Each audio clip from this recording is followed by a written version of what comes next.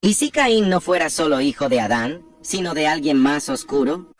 ¿Acaso Caín no era hijo de Adán? ¿Y si existiera un versículo que reescribe la historia del Edén? Conoces la historia de Adán y Eva como una mordida de desobediencia, pero este único versículo lo cambia todo. Génesis 3:15 habla de un conflicto entre la simiente de la mujer y la simiente de la serpiente. Refiere a una descendencia. Esa línea abre uno de los mayores misterios ocultos de la Biblia, pero se pone más oscuro. ¿Por qué dice la Biblia que Caín era del maligno? ¿Y por qué se cerró esa página como si nada? Los concilios de la Iglesia enmarcaron el Edén como una tentación moral. Sin embargo, las palabras insinúan una guerra entre linajes. Este versículo pasado por alto enciende una guerra que atraviesa todo el canon bíblico. Dios declara juicio sobre la serpiente en Génesis 3:15. Dice: «Pondré enemistad entre tú y la mujer, entre tu simiente y la simiente suya». Una profecía impactante. Dios nombra dos simientes, y él mismo establece el conflicto. Cada palabra de esa línea ha sido leída y pintada a lo largo de los siglos, pero su peso es mayor que las historias que nos contaban de niños. La serpiente tiene simiente, la mujer tiene simiente. Su conflicto no es una elección, es un destino. Desde aquí la historia avanza, a través de genealogías, pactos y finalmente hasta la cruz. Y sin embargo, la afirmación más audaz que este versículo permite, la posibilidad de dos líneas de sangre en conflicto, suele ser dejada de lado en favor de una lectura espiritual. Comenzamos con el canon sobre la mesa. Ese versículo usa la palabra zera, hebreo para simiente. En Génesis a menudo significa descendencia, hijos, una línea familiar. Eso importa. Si la serpiente tiene una simiente y la mujer tiene una simiente, el texto nos invita a preguntar: ¿cuán literal es esto? En el capítulo 3 de Génesis, el suelo tiembla. Dios le dice a Abraham que su simiente será tan incontable como las estrellas. A Isaac se le promete lo mismo. La palabra siempre es concreta, arraigada en cuerpos, naciones e hijos. Pero aquí por primera vez se le da a la mujer y a la serpiente. Esta es la cerradura, y a través de ella todo el Edén debe ser releído. Job 38:7. Recuerda cuando las estrellas del alba cantaban y todos los hijos de Dios gritaban de gozo, un coro anterior al tiempo de Adán. Sin embargo, Génesis 1:2 describe la tierra como desordenada y vacía, con tinieblas sobre la faz del abismo. Jeremías más tarde repite esa misma desolación bajo juicio. El patrón sugiere una cicatriz más antigua que el Edén. Volveremos a esa herida cuando la guerra más profunda se revele. Dios mismo habla del conflicto. Si Dios nombra dos simientes, tenemos permiso para preguntar cuán literal es esa simiente y cuán profunda corre la cicatriz bajo el suelo del Edén. Génesis 4, versículos del 1 al 8, continúa con el nacimiento de Caín y Abel, la primera rivalidad. Un hijo labra la tierra, el otro cuida ovejas. Una ofrenda es aceptada, la otra ignorada. Un hermano se levanta en el campo y mata al otro. La historia la conocemos, pero si la sostenemos junto a la promesa de enemistad, estas líneas adquieren un filo más agudo. Caín no es simplemente envidioso, ni Abel simplemente favorecido. La sangre de una simiente se ha derramado en la tierra, y la línea de la otra permanece preservada. Siglos después, 1 Juan 3:12 recuerda a Caín como del maligno. Las interpretaciones tradicionales ven esto como una influencia moral. Caín actuó a semejanza de la serpiente. Pero si Génesis 3:15 habla de simientes literales, la frase adquiere una resonancia más profunda. Caín, del maligno. Abel, de Adán. Una concepción dividida, oculta a plena vista. Esta posibilidad sacude los cimientos de la historia. Si es cierta, entonces Génesis 3:15 no es una metáfora, sino el primer registro codificado de una guerra transmitida por la sangre. Muchos maestros a lo largo de los siglos se inclinaron por la interpretación más segura, enfocándose en la tentación y la caída moral. Pero las palabras aún dejan preguntas. Nombra una simiente. Para entender qué significa esto, debemos mirar más a fondo la palabra hebrea para simiente, zera. En Génesis, la palabra puede referirse al grano, a un hijo o a una descendencia incontable. A menudo es colectiva, pero a veces se enfoca en uno solo. ¿La simiente de la serpiente significa un principio de rebelión, una línea familiar o ambas cosas? La Escritura misma da la evidencia. En Génesis 13:16, Dios le dice a Abraham que su simiente será como el polvo de la tierra. Eso es una multitud, una línea colectiva. En Génesis 22:17, promete simientes como las estrellas y luego añade: en tu simiente serán benditas todas las naciones de la tierra. Suena colectivo, pero apunta hacia uno. En resumen, la palabra puede extenderse ampliamente y luego enfocarse con precisión. Más tarde Pablo dice en Gálatas capítulo 3 que la promesa no fue a simientes, en plural, sino a una sola simiente, Cristo. La Escritura puede hablar de un pueblo y luego centrar esa esperanza en una sola persona. El alcance es amplio y la precisión es real. La interpretación tradicional ha construido sobre esa elasticidad. Muchos maestros leen Génesis 3:15 como un conflicto de lealtades. La simiente de la serpiente son los que lo siguen en rebelión. La simiente de la mujer son los que se aferran a Dios. La lucha culmina en el Mesías, que aplasta a la serpiente con justicia y sacrificio. Esta lectura es honrada en la Iglesia y explica por qué tantos padres y reformadores hablaron de una guerra espiritual y no genealógica. Aquí es donde la tradición se divide. Hay otra lectura, una línea literal. Si Cera habla de descendencia corporal en todo el resto de Génesis, entonces dar simiente a la serpiente es otorgarle una línea. Esa es la afirmación que la mayoría de las autoridades se negó a aceptar. 2 hijos, nacidos de Eva, uno de Adán, otro de la serpiente. Abel llevó la imagen de Adán, Caín llevaba otra. Su rivalidad no era solo celos, sino sangre contra sangre. La línea de Caín, fortificada en la primera ciudad, estaría en conflicto perpetuo con la línea que Dios preservó. Un eco del Nuevo Testamento agudiza aún más este argumento. 1 Juan 3:12 dice que Caín era ectú ponerou, del maligno. La mayoría de las traducciones lo suavizan como perteneciente al o como el maligno. Pero la preposición griega ek significa de, salido de. El texto permite más que una imitación moral. Permite descendencia. Si la serpiente tiene simiente, Caín se presenta como su primogénito. Esta afirmación no desapareció por falta de lógica. Fue borrada porque traía peligro. Los concilios eligieron preservar la unidad promoviendo la visión federal. Advirtieron contra una línea de sangre literal de la serpiente. Espiritualizaron lo que el texto deja abierto. Nos dieron la mitad de la historia y enterraron el resto en los márgenes. Aún así, quedan rastros. Escritos judíos posteriores como Pirkei de Rabbi Eliezer, siglos después del Edén, hablan de Caín como el hijo de la serpiente. Los targumes arameos, al parafrasear Génesis, a veces se expanden en esa misma dirección. No fueron incluidos en la Biblia, pero muestran que la idea era conocida y preservada en los comentarios. Mitad de la historia autorizada, mitad oculta. Si la palabra puede sostener ambas lecturas, entonces debemos preguntar, ¿llevaba Eva 2 simientes a la vez? Esa es la tesis de la paternidad dividida. Una interpretación prohibida, pero no imposible. Si es cierta, reconfigura todo, desde la ofrenda de Caín hasta el diluvio, desde las genealogías hasta la cruz. Una sola palabra cambia toda la historia. Y si la simiente de la serpiente nació en el Edén, entonces la guerra comenzó dentro de la primera familia. La apertura de Génesis comienza con majestad. Dice, en el principio creó Dios los cielos y la tierra, pero la línea siguiente altera ese orden. Génesis 1:2 dice que la tierra estaba tohu babohu, desordenada y vacía, y las tinieblas cubrían la faz del abismo.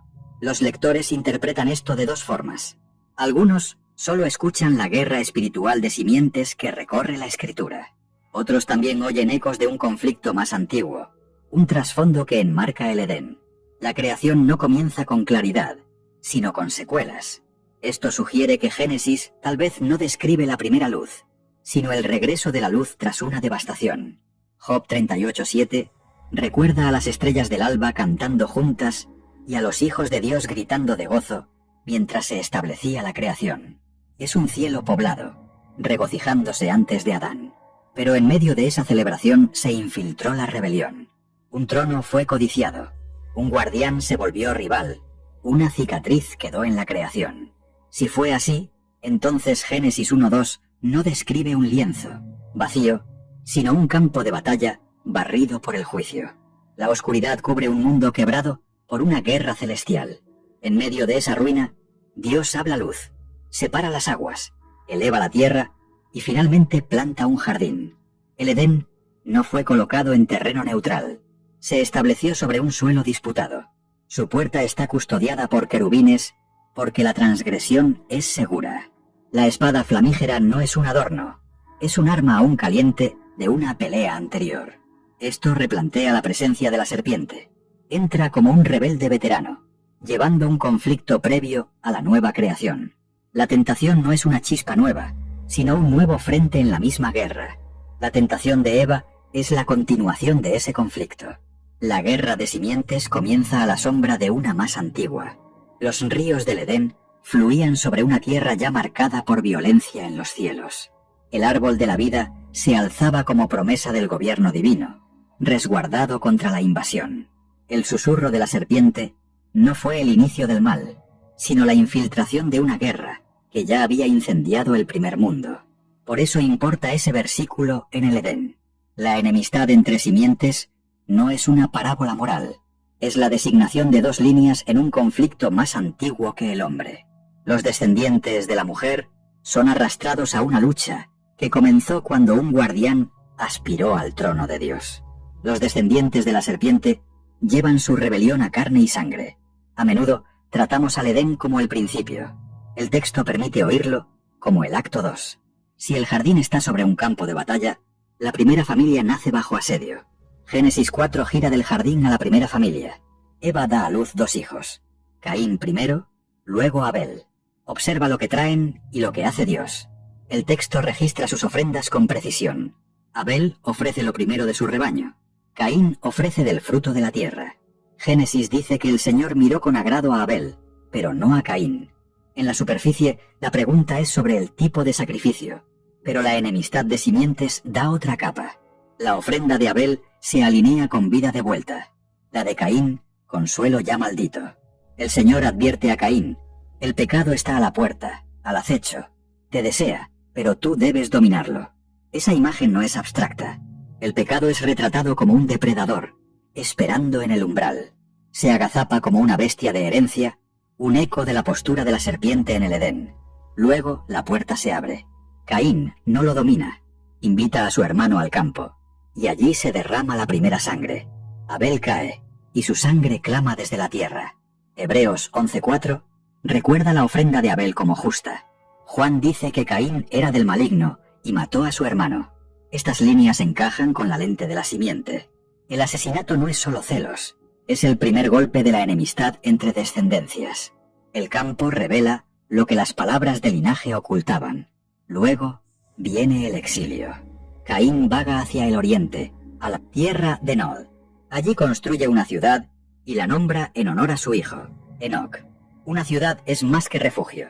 En este marco es una fortaleza, un bastión para la línea de la serpiente. Sus descendientes impulsan la cultura. Jabal es padre de los que habitan en tiendas. Jubal de los músicos, Tubal-Caín forja bronce y hierro.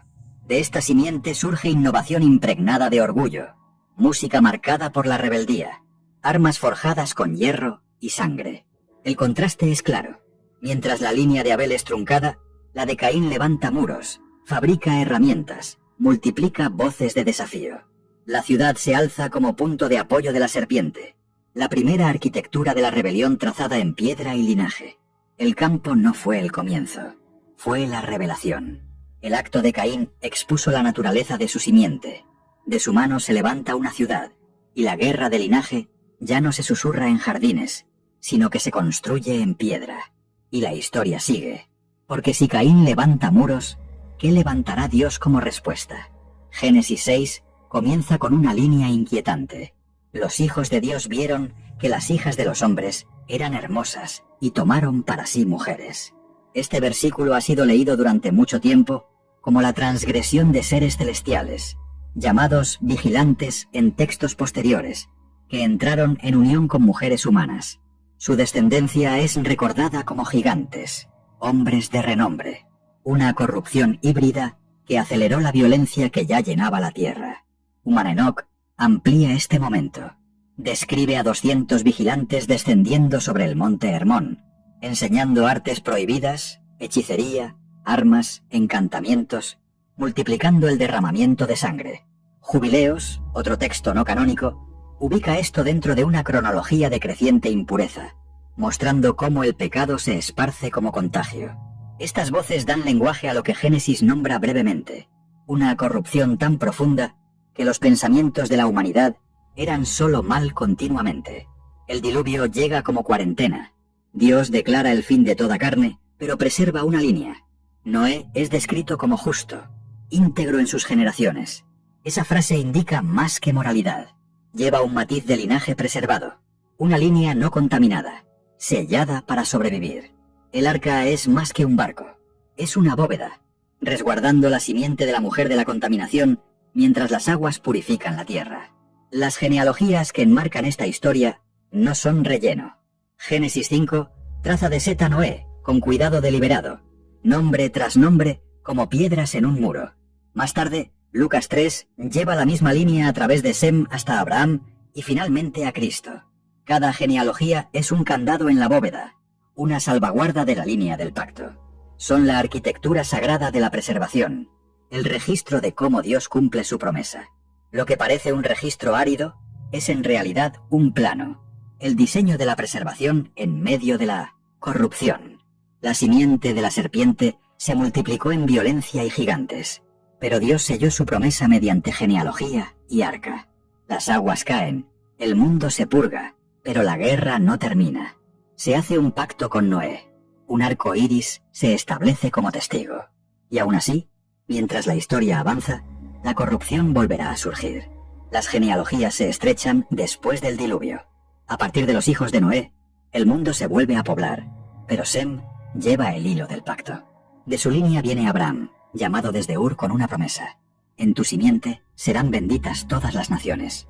Génesis 22:18. La guerra que comenzó con enemistad ahora se lleva en el pacto, una línea elegida y resguardada. La promesa de Abraham pasa a Isaac, luego a Jacob, luego a Judá. Jacob bendice a su hijo. De tribu en tribu, la línea es cercada como una fortaleza. Siglos después, Dios le dice a David que su casa y su reino permanecerán para siempre delante de él. 2 Samuel 7:16. La simiente ahora se estrecha a un trono. Cada ataque contra la línea de Israel, hambres, exilios, genocidios, es más que historia. Es el contraataque de la serpiente contra la simiente.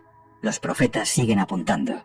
Isaías 7:14 habla de una virgen que dará a luz un hijo, una señal de que la simiente vendrá de una mujer de un modo que la serpiente no puede tocar.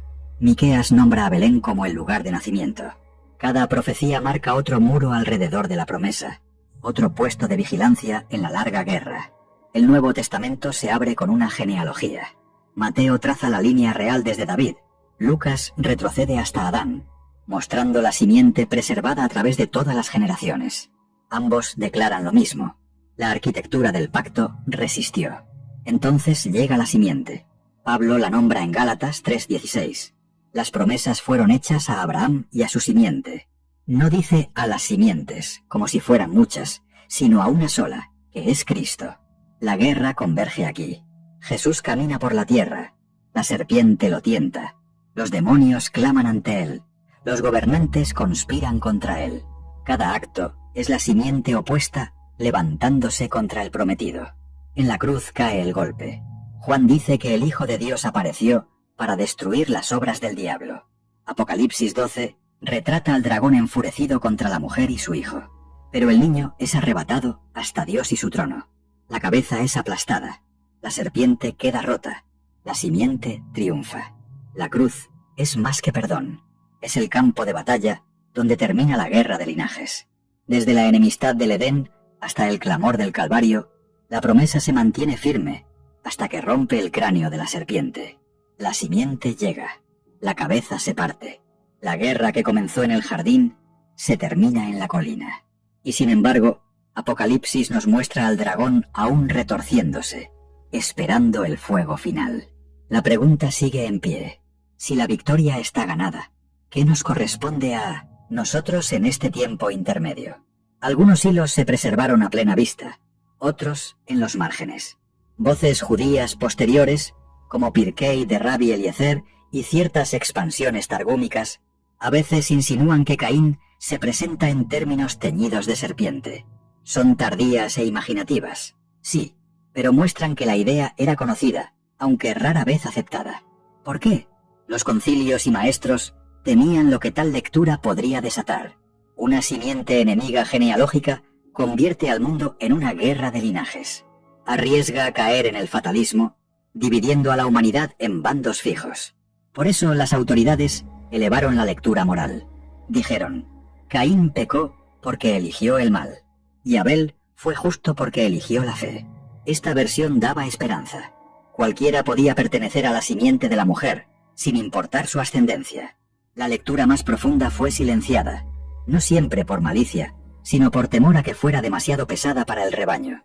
Pero suprimir una voz cambia la historia. Cuando una interpretación se exalta y la otra se entierra, las generaciones heredan solo la mitad del mapa. Los concilios eligieron el camino más seguro, pero al hacerlo, cerraron la bóveda de un hilo que conecta el Edén con el Calvario en sangre, tanto como en espíritu. Nos dijeron que la serpiente tentó. No nos dijeron que la serpiente engendró. Ese silencio generó mal uso. La historia muestra cómo fragmentos de la tesis de la simiente de la serpiente han sido distorsionados para justificar violencia y teorías racistas. Eso debe ser nombrado y rechazado. La Escritura coloca a todos bajo pecado y abre la misericordia a todos en Cristo. La cabeza federal en Adán y la salvación en el último Adán siguen siendo universales. Una lectura de guerra de simientes puede intensificar el motivo del conflicto, pero no puede anular el alcance del Evangelio. Mateo 13:38 sigue nombrando dos grupos: los hijos del reino y los hijos del maligno. La cruz es decisiva, la derrota final aún futura. Por eso la Escritura puede hablar de una cabeza aplastada y de un dragón que aún se retuerce en la misma frase. El patrón continúa. El cordero inmolado desde la fundación del mundo está en el centro, rompiendo cadenas, abriendo vida. Una tesis de la simiente de la serpiente puede exponer el patrón del conflicto, pero el Evangelio revela su fin. Los concilios enterraron la bóveda. El texto nunca dejó que muriera. La guerra fue real. Algunos intentaron suavizarla. La victoria está asegurada. Así que mantente alerta. Si el conflicto del Edén resurge, ¿qué revelará tu vida? ¿Qué simiente mostrarás? La respuesta es clara. La simiente prometida ha venido, nacida de mujer, más allá del alcance de la serpiente. En la cruz, la línea rebelde golpeó con toda su fuerza, y la cabeza de la serpiente fue aplastada bajo pies traspasados. Esto no es un secreto de eruditos, es nuestra esperanza. El mundo aún conoce la enemistad, pero el resultado ya está sellado. Su sangre habla mejor que la de Abel. No venganza, sino misericordia. Su trono se alza por encima de todo concilio y toda censura. Así que la pregunta es tuya. ¿A qué simiente dará testimonio tu vida? La serpiente aún susurra, pero la victoria de Cristo está abierta para todos los que se aferran a él.